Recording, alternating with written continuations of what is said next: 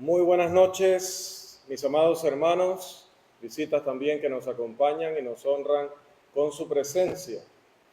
Dios está esperando que nosotros hoy pongamos atención a su palabra, que pongamos todos nuestros sentidos en orden para poder de manera reverente, con la concentración debida, escuchar este mensaje de su palabra que debe edificarnos y debe equiparnos para poder también enseñar a otros y poder ayudarles a conocer el cristianismo del Nuevo Testamento.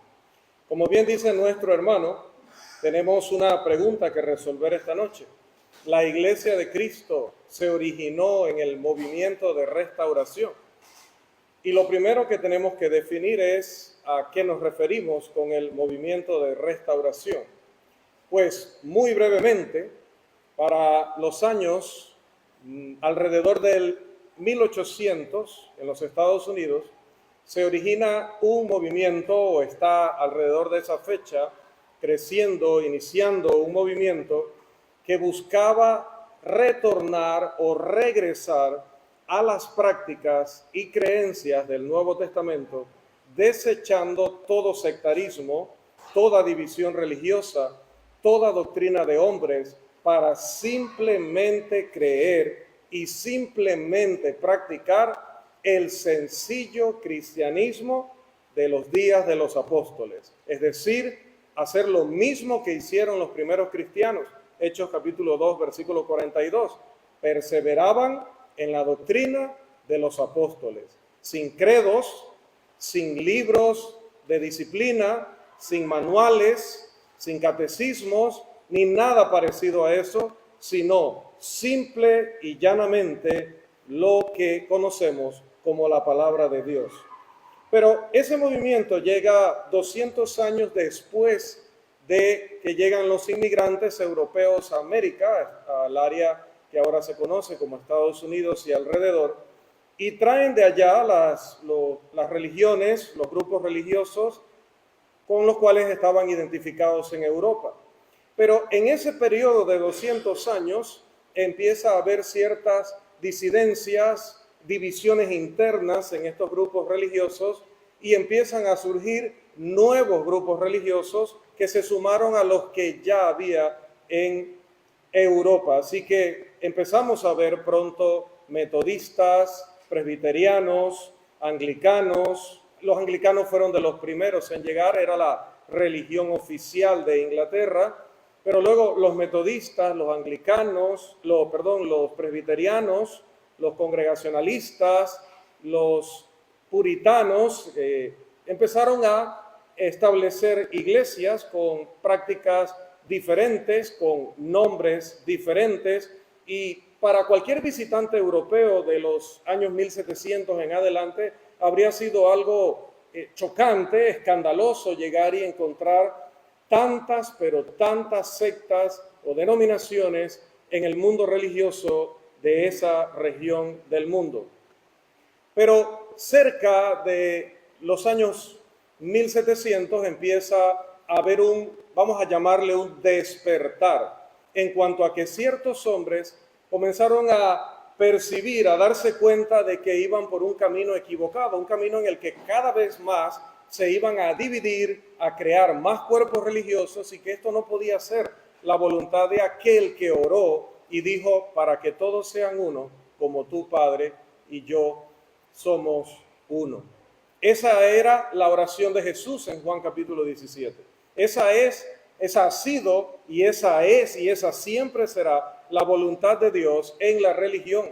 Dios no quiere divisiones, Dios no quiere guerras, Dios no quiere diferentes doctrinas, diferentes nombres, diferentes organizaciones. Dios quiere lo que enseña en la palabra, que es un Señor, una fe, una iglesia, un cuerpo, no muchos cuerpos, no muchas denominaciones, no sectas. ¿Qué significa secta? Todas esas segregaciones, divisiones, donde cada uno hace un grupo que le pone el nombre que quiere y practican lo que les gusta, y bueno, y Dios que lo reciba, porque es lo que nosotros le queremos ofrecer. Empezaron hombres, decía, a despertar sobre eso y dijeron: debemos volver al cristianismo que se enseña en el Nuevo Testamento, renunciando a nombres humanos, renunciando a organizaciones humanas y simplemente practicando, creyendo y practicando la palabra de Dios y solamente la palabra de Dios. Que ella sea nuestra autoridad para todo lo que creemos y todo lo que practicamos.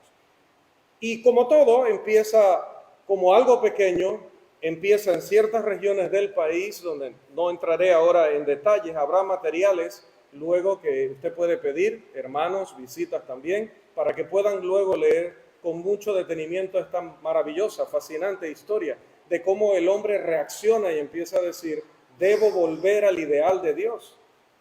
Decía que para el año 1726 viene lo que allá se llega a conocer como el primer gran avivamiento, donde se empieza a predicar y se empieza a enfatizar más la palabra de Dios y se nota una aceptación tremenda, ahora ya no solo de estos hombres, estos estudiosos, entre ellos, sino la misma multitud de creyentes. Ya empezaron a reaccionar positivamente a estos ideales. Y luego, unos 20 años más adelante, se da un segundo avivamiento. Se le llama avivamiento porque decía, como un despertar en este sentido, se lleva a cabo en otra región y aún tiene mayor impacto. Por lo tanto, estos hombres se animaron a seguir adelante con ese propósito. Llegando ya al año 1800, de Irlanda llega una familia apellido Campbell, Thomas Campbell y su hijo Alexander Campbell, y comienzan también con este mismo ideal, con este mismo pensamiento, a predicar de hablar solo lo que la Biblia habla y callar donde la Biblia calla. A hablar acerca de unirnos a practicar solo lo que autoriza la Escritura, sin opiniones humanas, sin imposiciones humanas. Eso, mis amados amigos, hermanos, es el movimiento de restauración. Es un movimiento porque inicia entre personas que pertenecían a sectas, pertenecían a denominaciones, pero comienzan a tener un despertar, una conciencia de que ese camino no podía ser el camino de Dios. ¿Y cuál es el resultado de todo eso? El resultado es que cada día más ciudades, cada día más personas, cada día más regiones, miles y miles estaban reaccionando, despertando para tomar la mejor decisión que se puede tomar, que es abandonar la religión de los hombres y volver a la religión de Dios. Simplemente abandonar la mentira y el engaño y regresar a la verdad. Y la verdad está en la palabra de Dios, que ha estado con nosotros desde que fue revelada en el primer siglo. Entonces, con esta introducción, vamos a responder la pregunta: ¿la Iglesia de Cristo entonces es el producto del movimiento de restauración? Si no se hubiera dado el movimiento de restauración, ¿no existiría la Iglesia de Cristo? ¿No existía la Iglesia de Cristo en ninguna otra parte del mundo? ¿No existió la Iglesia de Cristo entonces desde aquellas persecuciones de los primeros siglos hasta 1800, cuando empieza a identificarse un grupo de creyentes como Iglesia de Cristo? ¿Había desaparecido la Iglesia? ¿Había muerto la Iglesia? Esa es la pregunta que debemos responder hoy. Ahora, vamos a la Biblia, por favor, porque de eso se trata la Iglesia de Cristo, de ir a la Biblia. En el encuentro de Jesús con lo que se conocía como los principales sacerdotes y ancianos allá en Israel, donde se habló acerca de autoridad, donde se le exigió a Jesús justificar sus acciones y justificar sus enseñanzas, estos hombres comienzan su discusión de la siguiente manera, preguntándole a Jesús: ¿con qué autoridad haces estas cosas y quién te dio esta autoridad? En su respuesta, Jesús comienza con dos preguntas. El bautismo de Juan, primera pregunta, ¿de dónde era? Segunda pregunta, ¿del cielo o de los hombres? Palabras significativas en la pregunta de Jesús, y estas son: ¿de dónde era? Y la otra, ¿del cielo o de los hombres? La palabra que en el original griego, el idioma en que los apóstoles escribieron los libros del Nuevo Testamento, es una palabra que habla de origen o que habla de la fuente, es decir, cuál es el autor, de dónde proviene esto. Y tenemos una cantidad de textos que no podemos leer por motivos de tiempo, pero que los ponemos en pantalla para que usted pueda tomar una foto o pueda anotarlos y revisarlos. En cada uno de ellos se utiliza esa palabra en sentido de fuente o de origen. ¿De dónde viene tu autoridad? ¿Quién te la dio? ¿De dónde proviene? Interesante, hermanos, amigos. Jesús preguntaba luego a ellos le preguntaban de dónde viene tu autoridad, y él toma un caso específico y le dice, ¿y Juan? Lo que Juan enseñaba y lo que Juan hacía, ¿cuál era el autor de esa enseñanza de Juan? ¿Quién era el autor de lo que practicaba Juan, ese bautismo tan característico de su ministerio?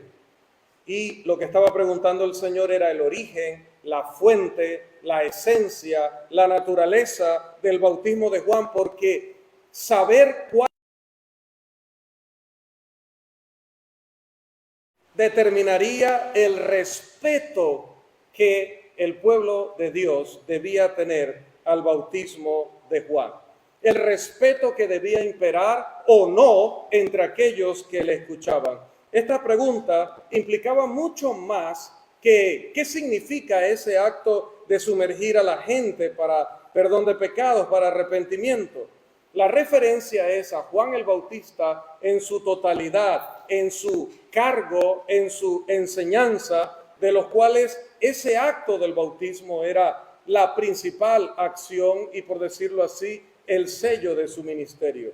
Si ellos, los principales sacerdotes y los fariseos, hubieran reconocido la misión celestial de Juan, cuando Jesús llega a predicar y cuando Jesús actúa, ellos hubieran también reconocido la autoridad de Jesús como autoridad de Dios, ya que el mismo Juan el Bautista había dicho que Jesús era y es el Cordero de Dios que quita el pecado del mundo, el Mesías, el enviado de Dios para la salvación de los hombres.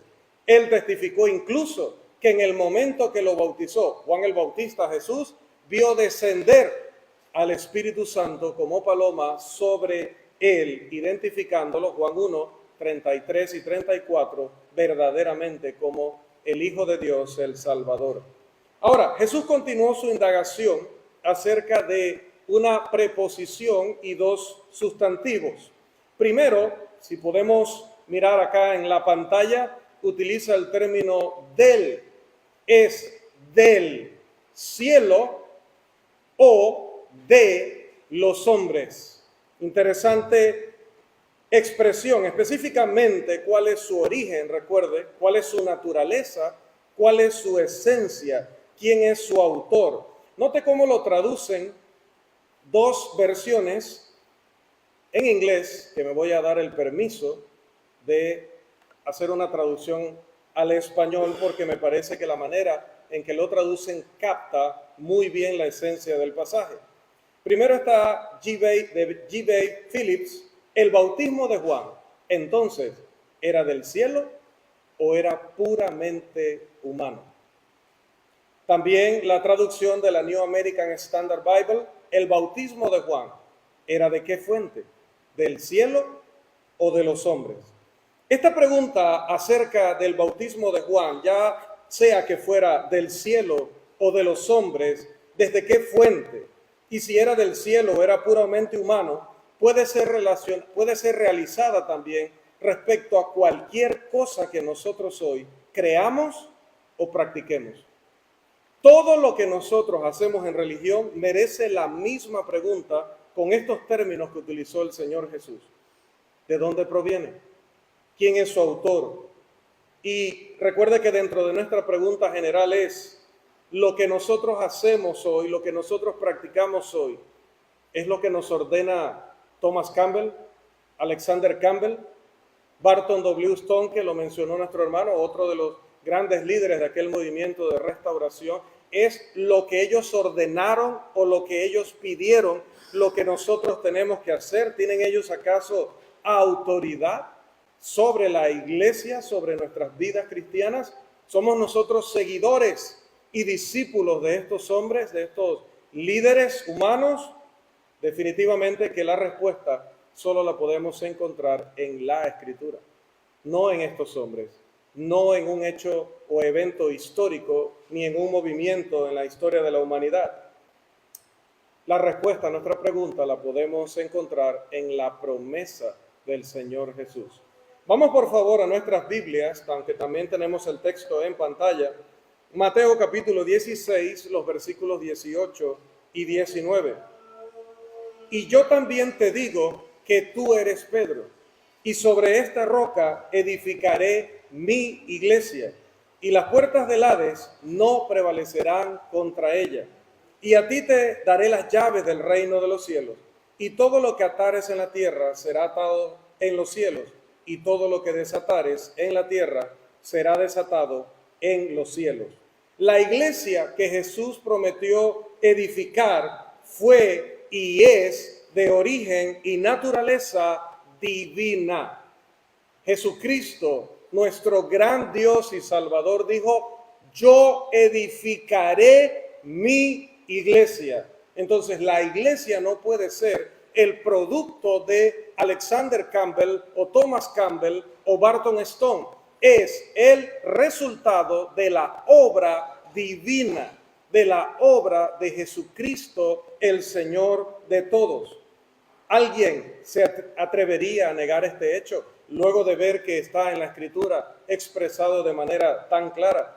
¿Podría alguien mantener seriamente que Jesús edificó o construyó una iglesia, pero que a pesar de hacerla Jesús, simplemente es una iglesia puramente humana, solo de naturaleza humana? Solo los incrédulos se atreverían a decir algo así, porque solo ellos creen que Jesús era cualquier hombre, o incluso solo ellos creen que Jesús nunca existió y que usted y yo solamente creemos en una leyenda. La promesa de Jesús era edificar su iglesia, por lo tanto la iglesia sería divina en su origen y naturaleza. Dentro de este mismo texto, como pueden ver en la segunda frase resaltada, se le promete a Pedro las llaves del reino de los cielos. Pero note, Jesús dice: edificaré mi iglesia. Cuando usted realiza una edificación, esa edificación no tiene ningún sentido de existir si no es para poder ingresar a ella. Si es donde personas deben estar, se necesita una puerta, se necesita un medio de ingreso. Y Jesús dice: edificaré mi iglesia. Está hablando de un edificio, obviamente un edificio espiritual, no este lugar físicamente, sino un lugar espiritual. Pero luego le dice a Pedro: y a ti te daré, ¿qué cosa? Las llaves. Hay un edificio y hay unas llaves. Obviamente, las llaves para abrir el edificio. Pero nota que el edificio, ¿qué era? El edificio era edificaré mi iglesia. Entonces, cuando da las llaves, dice: a ti te daré las llaves ¿de qué? Del reino de los cielos. Por lo tanto, para Jesús, que es el autor y es el dueño del cristianismo del que habla la Biblia, iglesia y reino es exactamente lo mismo. Entonces, cuando se habla de la iglesia del Señor, estamos hablando del reino de Cristo. ¿Cómo podía Thomas Campbell o Barton Stone o Alexander Campbell o cualquiera de los líderes en el movimiento de restauración decir: yo originé a la iglesia de Cristo, yo soy el autor de la iglesia de Cristo? Si es que la iglesia es el reino de Jesús, entonces nadie la puede hacer por encima de él ni aparte de él. Estas palabras no solo vislumbran el establecimiento de la iglesia, sino también la declaración de los términos para entrar en ella. Sería una locura afirmar que Jesús prometió edificar su iglesia, pero que no permitiría que nadie entrara en ella. Cuando le dijo, te daré las llaves del reino de los cielos, es porque Él quería que todos nosotros entráramos a ese edificio, entráramos al reino de los cielos. Otra vez, no se refiere a un recinto, se refiere al cuerpo espiritual llamado la iglesia. Ahora, ¿cómo y cuándo se dieron a conocer estos términos? ¿Cómo Pedro abriría esa puerta al reino de los cielos? ¿Y qué tendrían que cumplir las personas para poder entrar allí? Esto nos lleva a nuestro segundo punto, un evento histórico que se encuentra en el Nuevo Testamento, en el libro de Hechos, capítulo 2, Hechos de los Apóstoles, capítulo 2, y aquella fiesta de la religión judía, que era para ese tiempo todavía la religión del pueblo de Dios. El día de Pentecostés es el día en que se celebraba una fiesta que llevaba ese nombre, que tenía que ver con la cosecha. Los judíos estaban cumpliendo un mandamiento de reunirse ese día a celebrar, pero no sabían que justo en este Pentecostés, eso se celebraba cada año, pero en el año 33 de nuestra era, en este Pentecostés que vino 50 días luego de la muerte de nuestro Señor Jesús, a hacer lo que Jesús había prometido en Mateo 16, 18 y 19. Allí en Pentecostés, el apóstol Pedro predicó por primera vez el evangelio completo de Jesucristo. ¿Y por qué digo el evangelio completo? No se asuste. Sé que algunas personas utilizan esa terminología, pero el evangelio completo piensan que se vino a predicar hace poco, hace unos 50 años o hace unos 40 años atrás, de allí para acá. Pero es que el evangelio se está predicando completo desde Hechos capítulo 2. Lo que pasa es que ahora el hombre ha diluido el evangelio para sacar menos de lo que el evangelio es. O los hombres han agregado elementos al puro y sencillo evangelio del Nuevo Testamento para exigir a los hombres más de lo que Dios ha pedido. Pedro sí.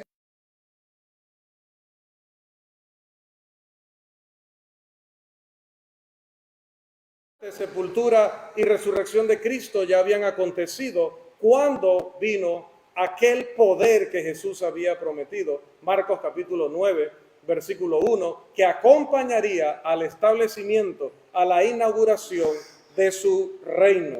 El Espíritu Santo en Hechos capítulo 2, versículo 33, había descendido del cielo y estaba manifestándose de manera sobrenatural o milagrosa. Las personas podían ver y podían escuchar cosas que no podían venir de manera natural. Hechos capítulo 2, versículo 33. También vemos en Hechos capítulo 2, versículo 36, que se demostró que Jesús de Nazaret, ese que habían crucificado, ese que habían menospreciado, ese que creyeron que era un mentiroso, un impostor, un falso profeta, Dios le había levantado de entre los muertos, le había exaltado a su diestra y le había designado como el Señor y el Cristo. Como dice Pablo en Romanos 1:4, lo designó como su Hijo con poder en la resurrección. Luego vemos en los versículos 36 al 38 que las personas, al ver que se estaba inaugurando la iglesia, se estaba inaugurando el reino, ¿cómo podemos recibir el perdón por nuestros pecados? Voy a ser más preciso aún no entendían el concepto iglesia y el concepto reino, pero sí habían entendido por la predicación de Pedro que estaban perdidos, toda su vida habían pecado y esos pecados ahora requerían un perdón, habían participado en el asesinato de Cristo de manera directa o indirecta y necesitaban el perdón. Y le preguntan a los apóstoles, y Pedro era el que estaba exponiendo, ¿qué podemos hacer? Y Pedro, ¿qué les dice? Versículo 38 de Hechos 2, arrepentimiento y bautismo. ¿Quieren recibir el perdón de sus pecados? ¿Creen este mensaje que les he predicado? Sí, lo creemos, pero ¿qué hacemos para ser limpios de nuestros pecados? lo que tienen que hacer es arrepentirse y bautizarse en el nombre de Jesús de Nazaret para perdón de sus pecados. Unas 3,000 personas obedecieron esa instrucción, porque aseguraría la entrada al reino de los cielos. Solamente entró el que cumplió con los requisitos. Solamente entró el que utilizó o se benefició de las llaves de Pedro, que se las había dado ¿quién? El Señor. No llaves de metal, llave espiritual. Ningún estudiante informado del Nuevo Testamento negaría que este fue el origen de la iglesia verdadera, el origen de la iglesia de Cristo en el Nuevo Testamento, en la ciudad de Jerusalén. Ni siquiera un sectario que haya fundado una iglesia recientemente o un seguidor de aquellos que fundaron iglesias acá en los Estados Unidos o en Europa o en cualquier lugar de Asia o del mundo, diría que no era la iglesia de Cristo, la iglesia del Señor, la que inició en Jerusalén. Ahora, quizá, aunque ellos no lo nieguen, no demuestran con sus hechos creer verdaderamente que allí inició la iglesia del Señor. Era la iglesia de Jerusalén, esa que fue establecida en aquel día de la fiesta de Pentecostés, de Hechos capítulo 2, ¿del cielo o de los hombres?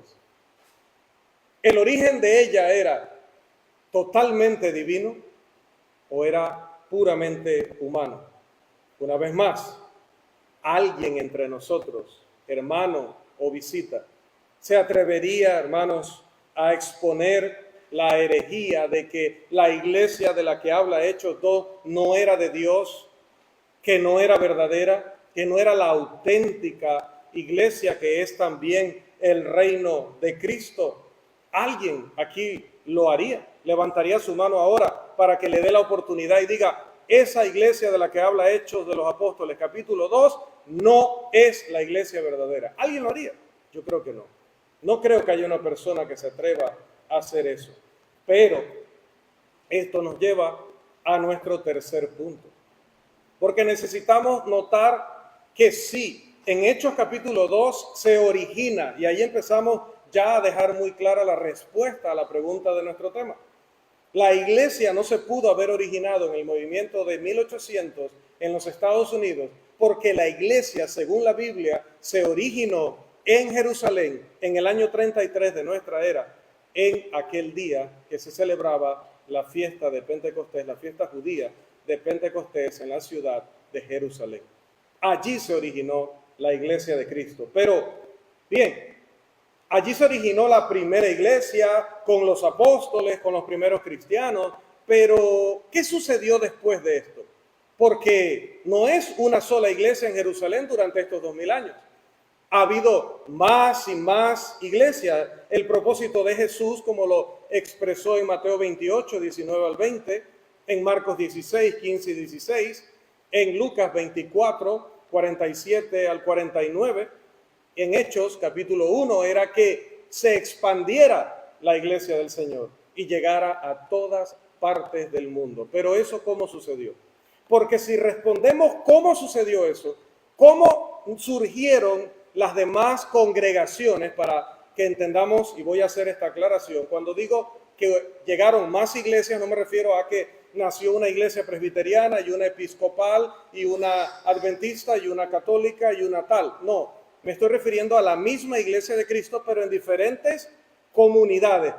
Cuando los hermanos de Jerusalén, como mostró nuestro hermano en su tema, fueron a otras ciudades, ¿cómo surgió en esas otras ciudades la iglesia de Cristo? Porque en Jerusalén descendió el Espíritu Santo, Pedro recibe inspiración sobrenatural, empieza a predicar este mensaje dirigido por el Espíritu Santo, las personas creen ese mensaje, se arrepienten de sus pecados, reconocen a Jesús como Señor, son sumergidos en agua en el nombre de Jesús, son perdonados de sus pecados, y dice la Escritura que el Señor agregó a estas personas, ¿a dónde? A su edificio espiritual, e inicia la iglesia de Cristo. Pero en otras ciudades, ¿cómo fue? Bueno, hablemos de las iglesias en ciudades o en regiones como Samaria, o ciudades como Samaria y Corinto. Hechos capítulo 8 registra que uno de los evangelistas que mencionaba nuestro hermano, que fueron ciudad tras ciudad predicando el evangelio, en este caso Felipe, dice que llegó predicando a Cristo. ¿Y qué sucedió? Hechos capítulo 8, versículo 12. Note, cuando creyeron a Felipe, que anunciaba, ¿qué cosa? El evangelio del reino de Dios. La iglesia ya ahora era una realidad, ya ahora estaba entre los hombres, que anunciaba el evangelio del reino de Dios y el nombre de Jesucristo. ¿Qué hacían las personas? ¿Qué hacían las personas que oían el evangelio, creían en el evangelio de Jesús? ¿Qué hacían? Dice, se bautizaban hombres y mujeres. Hechos capítulo 8, versículo 12. Luego, amados hermanos, se nos dice en el capítulo 9, versículo 31, note, él llega a Samaria, ¿sí? Vamos a ir atrás un momento. Felipe llega a Samaria, predica el evangelio y se bautizan hombres y mujeres. Hasta allí quedamos con la información de que un grupo mixto, un grupo de hombres y mujeres se bautizaron en esa ciudad. Pero cuando vamos a Hechos capítulo 9, versículo 31, note lo que dice. Entonces las iglesias tenían paz, ¿en qué lugares? Judea, Galilea y Samaria. Y eran edificadas andando en el temor del Señor y se acrecentaban o aumentaban en número, fortalecidas por el Espíritu Santo. Me llama la atención la traducción, la Biblia de las Américas, de este texto griego. La traducción de la versión Biblia, la Biblia de las Américas al español dice, entre tanto la iglesia.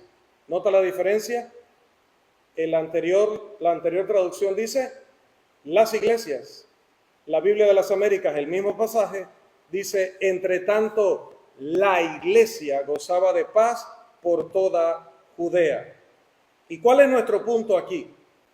Sea que la traducción correcta sea las iglesias, hablando de cada congregación en estas ciudades, o la iglesia en el sentido de la institución espiritual que llegó a tener santos o cristianos en cada una de estas ciudades, pues cada vez que se predicó el mismo evangelio que predicó Pedro en Hechos capítulo 2, y las personas oían, porque Romanos 10:17 dice que la fe bíblica procede ¿de dónde? De oír. ¿Pero oír qué? ¿Doctrinas de hombres, ideas novedosas? ¿Lo que dice el periódico? No. De oír la palabra de Dios. Romanos 10:17. Cuando estas personas escucharon la palabra de Dios, ¿qué hicieron? Creyeron la palabra de Dios. Creyeron que eso que se les enseñaba verdaderamente era la voluntad de Dios para sus vidas. Por lo tanto, al creer que esa era la voluntad de Dios para sus vidas y queriendo hacer la voluntad de Dios para poder ser perdonados de todos sus pecados y ser parte de ese grupo espiritual que ahora iba a seguir las instrucciones de Cristo en cada aspecto de sus vidas, que dice el texto, recuerden hacia atrás, se bautizaban. ¿Qué les había dicho Pedro? Arrepentíos y bautizados. Hechos capítulo 2, versículo 38. Entonces, sea la iglesia en el sentido de institución espiritual o las iglesias en el sentido de cada congregación individual, en cada ciudad nacieron iglesias, no descendiendo el Espíritu Santo y hablando todos en lengua y haciendo todos milagros, sino ¿cómo nace la iglesia? Nace cada vez que se predica el Evangelio de Cristo. Las personas lo escuchan, lo creen, se arrepienten y se bautizan. En ese lugar, llámese como se llame, sea de la nacionalidad que sea la persona, hable el idioma que hable, sea en la época que sea, cada vez que ese proceso pasa, nace la iglesia, nace un cristiano, hablando del bautismo de manera individual, y si son varios creyentes, nace la iglesia de Cristo en ese lugar. Ahora, les pregunto, las iglesias en Judea, en Galilea y en Samaria, ¿eran del cielo o de los hombres? ¿Eran de origen divino o puramente humano? Hechos capítulo 18, versículo 8, registra: y Crispo, el principal de la sinagoga, creyó en el Señor con toda su casa. Y muchos de los corintios, otra ciudad, oyendo, creían y eran bautizados. Pablo, quien había engendrado a la iglesia en el sentido de llegar allí y predicar por primera vez en esa ciudad, y las personas oír esa predicación, creer esa predicación, arrepentirse de sus pecados y decir: quiero ser sumergido en agua en el nombre de Jesús de Nazaret, para que Dios, desde su tribunal de justicia, me perdone de todos mis pecados. Ese Pablo escribió luego en 1 Corintios capítulo 1, versículo 2, que las personas que habían hecho eso, que habían oído, que habían creído, que se habían arrepentido, que habían sido bautizadas en el nombre de Jesús para perdón de pecados, esas personas perdonadas, ¿qué eran ahora? 1 Corintios 1, 2 dice que él escribía ¿qué? A la iglesia de Dios que está en Corinto. ¿Registra allí que descendió el Espíritu Santo y hablaron en lenguas e hicieron milagros aquel día? No. ¿Registra allí que se estaba celebrando Pentecostés? No, de hecho esta era una ciudad no judía. Estos eran griegos. Pero Pablo va allí, predica el mismo evangelio que se le predicó a los judíos, porque solo hay un evangelio, el bíblico solo es un evangelio, y ellos que hicieron exactamente el mismo proceso que los samaritanos, que los galileos, que los de Judea, que aquellos específicamente de Jerusalén, ¿en qué se convirtieron? Ese grupo de personas que eran la iglesia de Dios que está en Corinto. Pregunta: ¿era la iglesia de Corinto del cielo o de los hombres? ¿Su origen era netamente divino o puramente humano? Había problemas, hermanos, en las iglesias. Había problemas de varios tipos, de varios calibres, como decimos en mi país. En la iglesia de Jerusalén, en la iglesia de Corinto y probablemente en todas las demás, Galilea, Samaria. Nadie negaría en eso. Pero a pesar de que había hermanos que con diferencias con otros hermanos, a pesar de que durante la adoración, durante la reunión a veces había desorden, Pablo tuvo que corregir a esos hermanos en conductas. Todavía eran inmaduros, necesitaban aprender más, pero también lo que habían aprendido necesitaban practicarlo con responsabilidad. Pero a pesar de que les corrigió, les habló a modo de reprensión y fue bastante duro con ellos, nunca les dijo: ya no son ustedes la iglesia de Cristo. Si alguien ha pecado, si alguien ha cometido algún error, quiero que sepan que ya no son la iglesia de Cristo, porque no son perfectos. Nunca les dijo eso. Porque lo que hace a la iglesia de Cristo, la iglesia de Cristo es su origen divino. ¿Y cuándo tiene origen divino? Cuando nace por la predicación del evangelio y que las personas oigan, crean, se arrepientan, reconozcan a Jesús como Señor, se bauticen y reciban el perdón de sus pecados. Mis amados, no podemos confundir los errores humanos que tenemos nosotros como miembros de la iglesia del Señor, que tenemos que corregirlos, obviamente, como decía el apóstol, que tenemos que ser ejemplo para la comunidad, que tenemos que andar como Jesús anduvo, pero aún si uno de nosotros se va otra vez al camino del pecado, si aún nosotros empezáramos a fallar en nuestras vidas personales, aún la iglesia en Guapiles sigue siendo la iglesia de Cristo. Y las personas que vengan aquí y hagan exactamente lo que hicieron aquellas personas en el primer siglo, nacerán del agua y del Espíritu para entrar al reino de Dios. Se establecieron iglesias en muchas otras ciudades, como nos contaba el hermano. Pablo, solamente él, mientras otros, porque no piense que solamente Pablo viajó a predicar y a establecer iglesias. No, todos los apóstoles, todos los cristianos estaban en eso. Lo que pasa es que el libro se enfoca en el trabajo que llevó este gran apóstol, este gran siervo de Cristo. Pero en otras ciudades, en otros países, había hermanos predicando y estableciéndose iglesias cada vez que las personas cumplían con los requisitos para entrar al reino de los cielos. Estaba Thomas Campbell allí, estaba Alexander Campbell, estaba Barton Stone, había algún escocés, había algún estadounidense allí. No. No porque ellos vengan a nuestro país, el que se bautiza es cristiano. Si yo voy a Estados Unidos y bautizo a alguien que ha obedecido el Evangelio, alguien que ha oído el Evangelio y lo ha creído, es tan cristiano como que el hermano venga a Panamá o a Costa Rica, Panamá es mi país, o venga a Costa Rica y le predique a alguien y esa persona obedezca el Evangelio. No importa si le predico yo allá en español o viene el hermano acá y le predica en inglés, siempre y cuando la persona lo pueda oír en su idioma también y creerlo y obedecerlo. Y nace la iglesia de Cristo aquí y en cualquier lugar. Hablemos un poco, muy brevemente, acerca de problemas resueltos respecto al establecimiento de la iglesia como nuestro punto número 4. 3 problemas tuvieron que resolverse para establecer iglesias en Jerusalén, en Samaria y en Corinto. 3 problemas. Problema de tiempo, el problema de la distancia y el problema de la cultura. Y nunca mejor dicho que en un lugar y en una actividad donde vemos hermanos de varios países, para la gloria de Dios. En cuanto al tiempo, según el cálculo de un erudito de la Iglesia del Señor, como fue el hermano J.W. McGarvey, el intervalo entre la fecha en que se estableció la iglesia en Jerusalén y la iglesia en Corinto fue de aproximadamente, un cálculo de 16 años.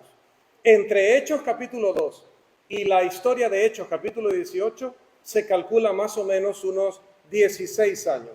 En cuanto a la distancia, dice el hermano McGarvey, que si se trazara una línea recta entre la iglesia de Jerusalén y la iglesia de Corinto, había, escuche, unos de 1100 a 1200 kilómetros de distancia. En cuanto a la cultura en Jerusalén era, ya lo hemos dicho, judía. La cultura en Samaria era mixta, era judía, pero también con algunas ideas del paganismo que habían aprendido allá en Asiria.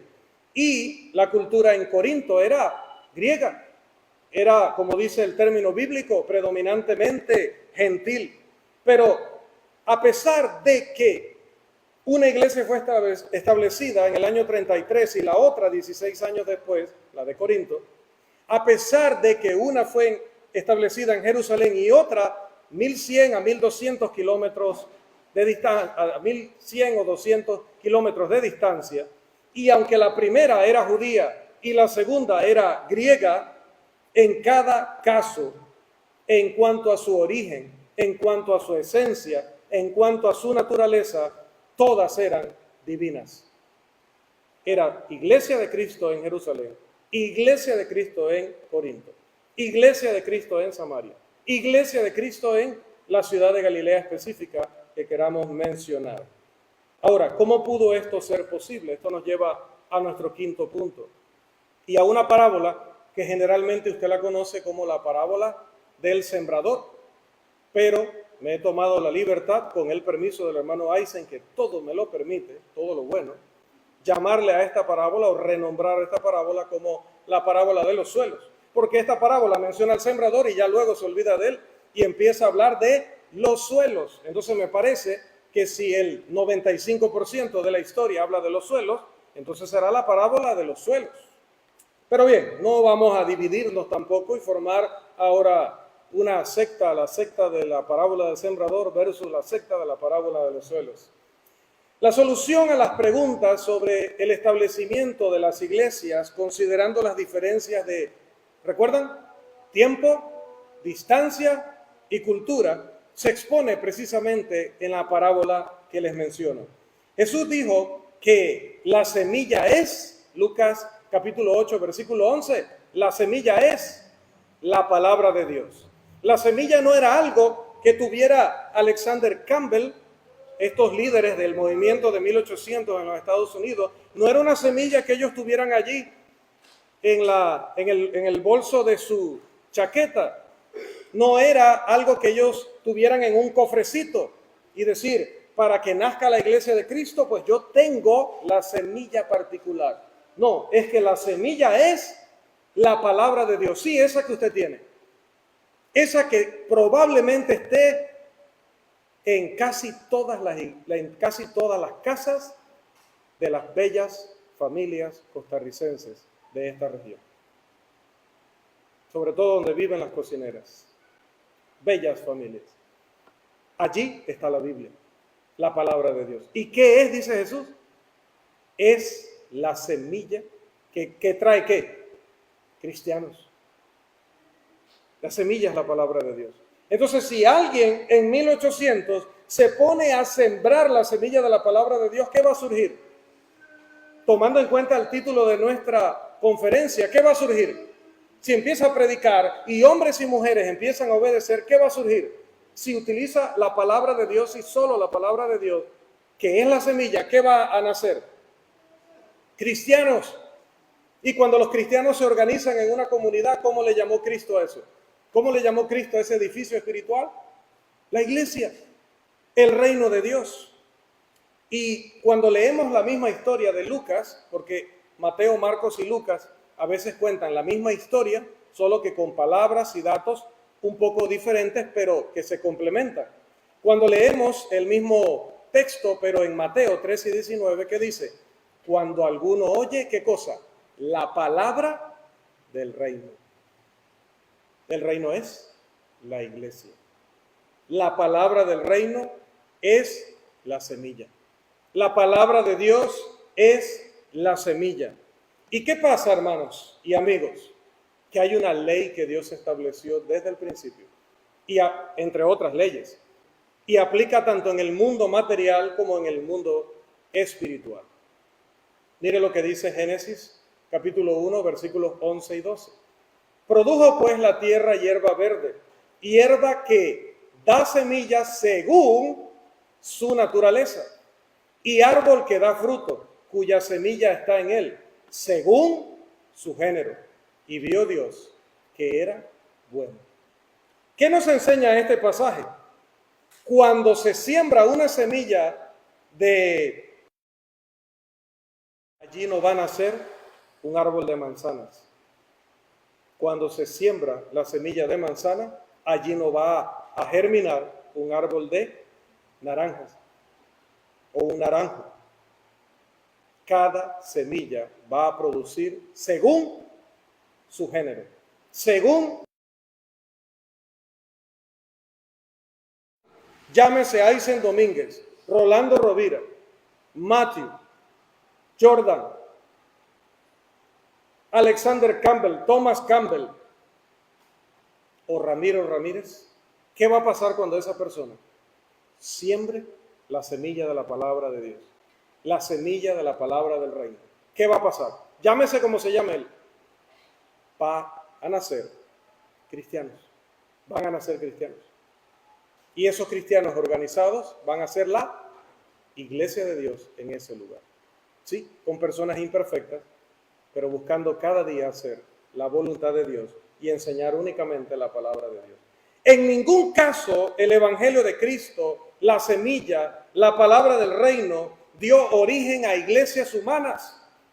Es que usted va al Nuevo Testamento y usted se lee el libro de Hechos y la primera y segunda carta a los Corintios y la carta a los Gálatas y la carta a los Efesios y la carta a los Filipenses y la carta a los Colosenses y la primera y segunda carta a los Tesalonicenses y la primera y la segunda carta a Timoteo o la carta a Tito o la carta a Filemón o la epístola a los Hebreos o la epístola de Santiago o las epístolas de Pedro o las epístolas de Juan o la epístola de Judas o el Apocalipsis, y usted va a leer allí de iglesia presbiteriana o de iglesia metodista o de puritanos o congregacionalistas. No, vaya a Hechos capítulo 11, versículo 26, que los discípulos fueron llamados por su autor cristianos, sin otro apellido.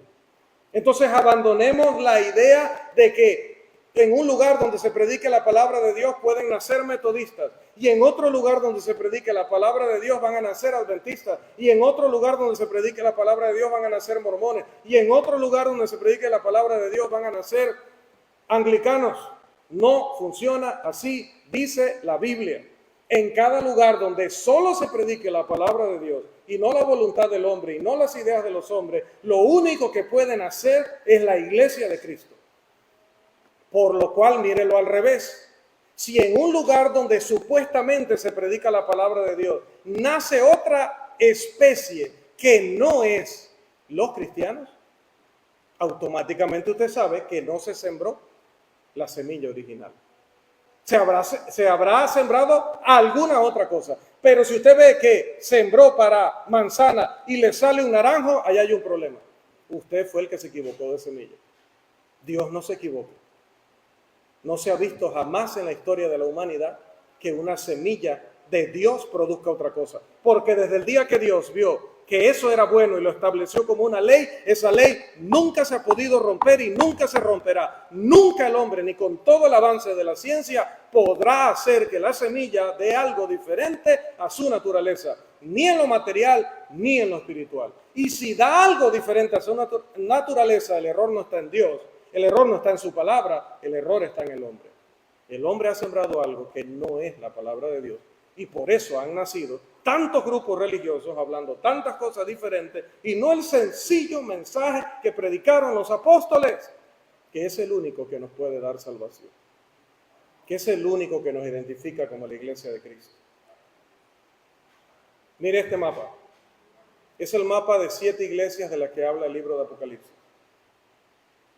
En aquel tiempo no se conocía, cuando usted le preguntaba a alguien, ¿a qué iglesia asistes, Joseph? ¿A qué iglesia asistes?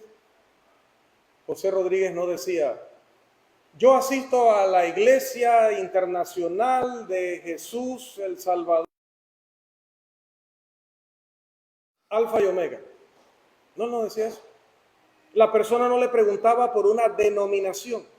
La persona no le preguntaba como, ¿qué nombre le pusieron a tu iglesia? A ver, porque el de nosotros se llama La Semilla, ¿y el tuyo cómo se llama? No, cuando le preguntaban a alguien, ¿a qué iglesia asistes? Él decía el lugar, porque solo había una iglesia. La iglesia era conocida por la dirección, porque era la iglesia de Cristo. La iglesia de Cristo en tal lugar. No, ¿a qué iglesia asistes? Era a la iglesia de qué ciudad o de qué lugar. Note allí. Dice que le escribo a la iglesia en Pérgamo, en Tiatira, en Sardis,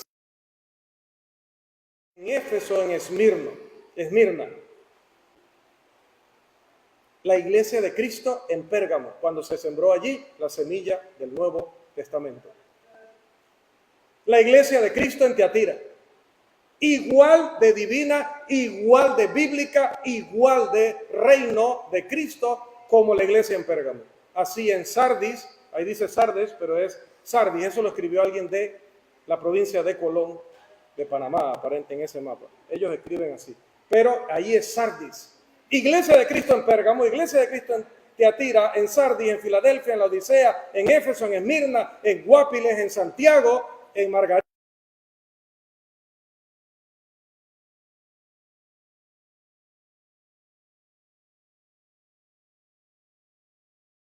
Comencé hablando acerca del movimiento de restauración.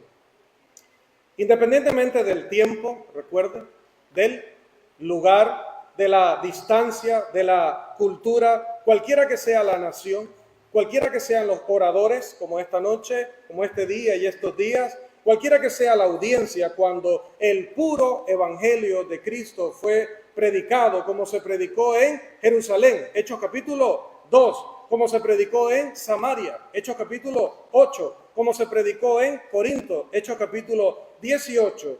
Y cuando ese evangelio fue obedecido de manera idéntica como se hizo en aquellos otros 3 lugares, el mismo evangelio dio origen y sigue dando origen en nuestros días a la verdadera iglesia del Señor. Simplemente a la iglesia del Nuevo Testamento. El enfoque no está en los hombres. El enfoque no está en los hombres. Si usted sale de aquí pensando qué guapo es ese panameño, qué bonito habla ese maestro. Créame que yo me iré triste a mi país como un completo y absoluto fracasado, porque yo no vine acá a mostrarles qué tan avanzado está el gen panameño o las escuelas de oratoria en mi país. No vine a eso. Pero si usted se va de aquí, en este lugar se enseña y se predica el mismo evangelio que enseñaron y predicaron los apóstoles. Si usted sale convencido de eso, si usted sale seguro de eso, porque lo vio, lo escuchó, como lo oyeron aquellas personas en el primer siglo, eso es un éxito y no es un éxito mío, es un éxito que se apunta al Señor, que fue el que reveló su palabra. Porque sin este libro, todo lo que yo pueda decir acá atrás es bla, bla, bla, sin valor alguno. Pero si lo que yo digo está basado en la palabra de Dios y solo en la palabra de Dios, esa es la semilla del reino. Entonces, para responder a nuestra pregunta, definitivamente no. La iglesia de Cristo, aquí donde le hemos invitado, querido amigo, la iglesia de Cristo no se originó en el Nuevo Testamento. No somos cambelistas, no somos dominguistas, Dios guarde. Somos cristianos, porque solo creemos y practicamos lo que ordene Cristo en su palabra. Y a eso es a lo que lo estamos invitando. A sumarse, a ser agregado por el Señor a esta, la mejor opción que tiene usted en la vida para resolver todos sus problemas. Ojo, antes que se asuste el predicador local. Eso no significa que le vamos a pagar todas sus deudas, ni que va a salir sano aquí de todas sus enfermedades. No significa que le vamos a resolver de esa manera sus problemas.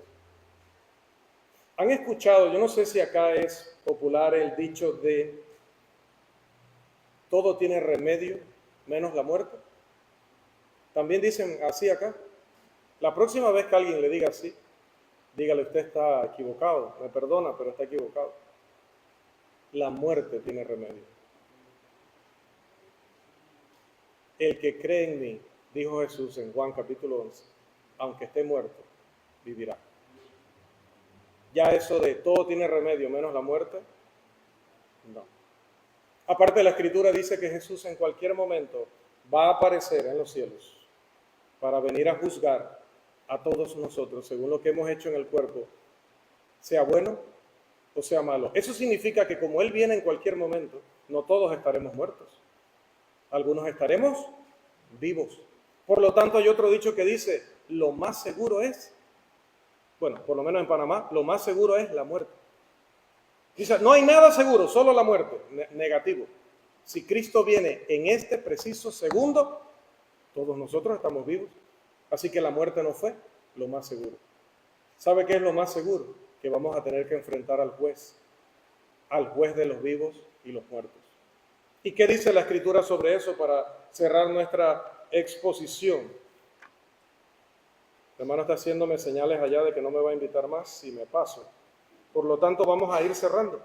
Hechos 17, 30 y 31 dice la palabra de Dios. Pero Dios, habiendo pasado por alto los tiempos de esta ignorancia, ahora manda a todos los hombres en todo lugar que se arrepientan, por cuanto ha establecido un día en el cual juzgará al mundo con justicia por aquel varón a quien designó, dando fe a todos, con haberle levantado de los muertos. Querido amigo, ¿sabe usted lo que es arrepentimiento? Arrepentimiento es un cambio de mente, un cambio en nuestra manera de pensar. Veníamos acá con ideas extrañas, erróneas, falsas, pero cuando nos enfrentamos a la luz de la palabra de Dios, vimos el error, vimos el fallo. Y entonces, si somos personas buenas, personas que queremos hacer la voluntad de Dios, buenas según la definición de Dios, entonces cambiamos nuestra manera de pensar. Así que el arrepentimiento no es solo de haber mentido, de haber sido inmoral, o de haber pasado tantos años de su vida sin estar haciendo o practicando la voluntad de Dios en la iglesia del Señor, sino que también probablemente usted ha llegado aquí creyendo doctrinas que no estaban justificadas en la palabra de Dios, perteneciendo a un grupo religioso porque era el que le quedaba más cerca, porque parecía que le estaban enseñando algo bueno de la palabra de Dios. Pero luego en la explicación pura de la palabra de Dios, usted se ha dado cuenta que había allí un grave error. Entonces debe arrepentirse también, como se arrepintieron aquellos hombres en el llamado movimiento de restauración, de haber sido parte y haber impulsado doctrinas de hombres, grupos religiosos de hombres. Volvamos al texto al principio. Los fariseos le preguntan a Jesús con los sacerdotes, ¿con qué autoridad haces estas cosas y quién te dio esta autoridad? ¿Recuerdan? Si no recuerda, he fracasado también en la exposición. Y la pregunta y la respuesta de Jesús incluía dos preguntas. El bautismo de Juan, ¿de dónde era? Pregunta 1. Pregunta 2, ¿del cielo o de los hombres? Eso de, venga, yo le recibo, yo le escucho si todas las iglesias son buenas. Jesús dice que unas son del cielo, que una es del cielo y las demás son de los hombres. Lo dijo Jesús.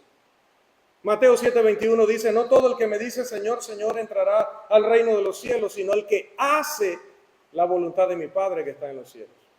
Muchos me dirán en aquel día, Señor, Señor, en tu nombre profetizamos, y en tu nombre hicimos milagros, y en tu nombre echamos fuera demonios. Versículo 23, y yo les diré, nunca os conocí, apartados de mí, hacedores de maldad. Estaban alabando a Dios, predicando, usando la Biblia en un local que tenía nombre de iglesia, que lo habían sacado de un pasaje curioso, un nombre hermoso de alguna parte de la Escritura, pero debido a que lo que enseñaban no era el mismo evangelio de Cristo, Jesús advierte, les diré, nunca los conocí. Y estar haciendo eso, de enseñar algo que yo no enseñé, de fundar iglesias con las que yo no tengo nada que ver porque no las autoricé, eso es ser un hacedor de maldad. Amigo, ¿qué quiere ser usted? ¿Un hacedor de maldad? ¿Discípulo de hacedores de maldad? Yo quiero ser discípulo de Cristo solamente. Yo quiero ser cristiano solamente.